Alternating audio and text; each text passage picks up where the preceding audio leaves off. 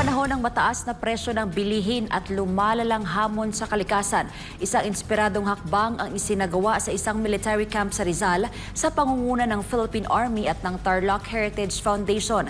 Idinaos ang isang masigla at makabuluhang Harvest Festival mula sa Hardin ng Lunas na layuning palakasin ang seguridad sa pagkain at kalikasan sa lokal na komunidad. Narito ang balita.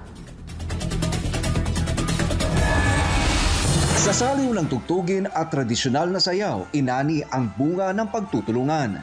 Daan-daang gulay tulad ng talong, sitaw, upo, pechay at okra mula sa hardin sa loob mismo ng Camp Kapinpin sa Tanay, Rizal. Bahagi ito ng mas malawak na kampanya na Water is Life, Agri-Reforestation, isang proyekto para sa food sustainability at climate action. This helps also sa ating mga kasundaluhan and even ang kanyang mga pamilya, no? Kasi sa amin nga sa Philippine Army ay pinapractice natin ang consolidated messing, no? Ibig sabihin sama-sama po kumakain nating mga kasundaluhan, no?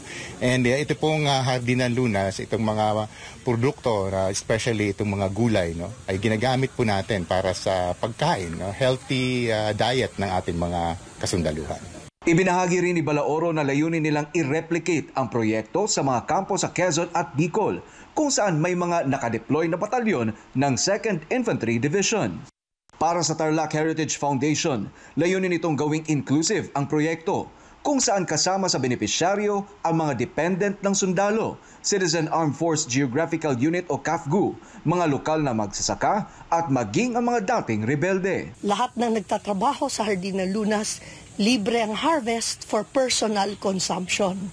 Yung mga dependents, officers, at saka enlisted personnel, farm gate prices naman po ang kanilang makukuhang presyo ng pambili.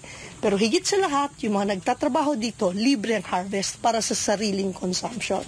Maging ang mga estudyante at kabataan ay iniimbitahan na ring makibahagi sa mga susunod na anihan.